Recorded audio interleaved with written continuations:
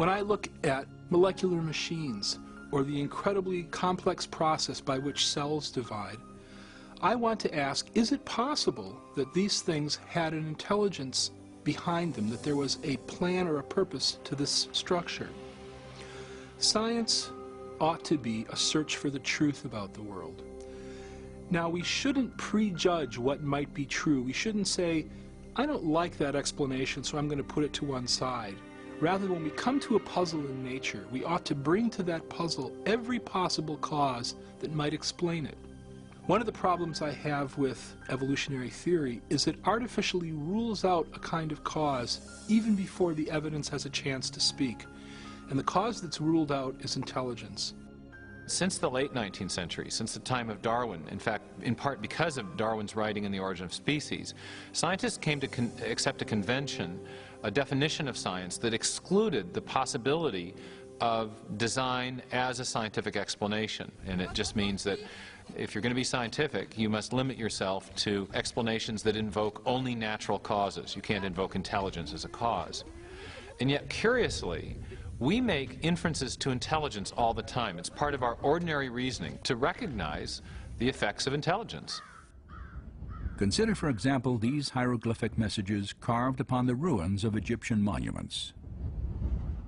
No one would attribute the shapes and arrangements of these symbols to natural causes like sandstorms or erosion. Instead, we recognize them as the work of ancient scribes, intelligent human agents. Similar reasoning leads us to conclude that the mysterious stone figures on the shores of Easter Island were not formed by the actions of wind and water over great periods of time.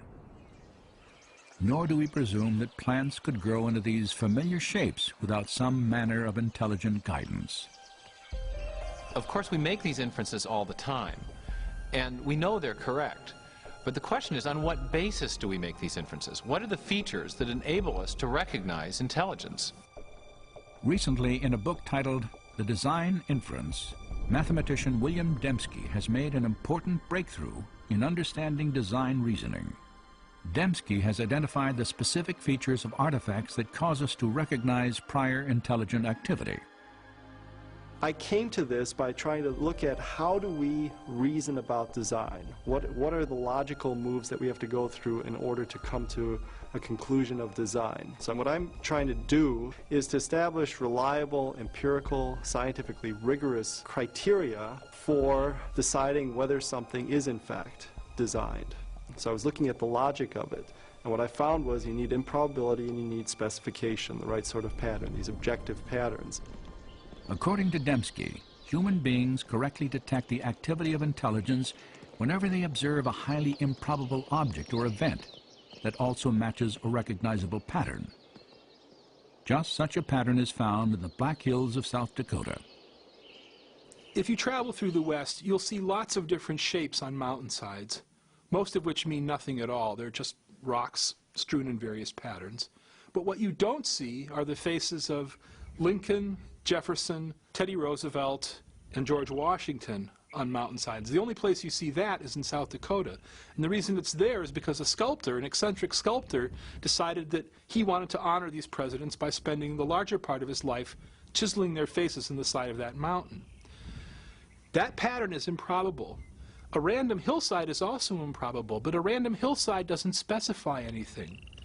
We do know, though, that there were 4 guys who were presidents of the United States who had particular patterns with their faces, and those patterns on the mountainside in South Dakota match faces elsewhere.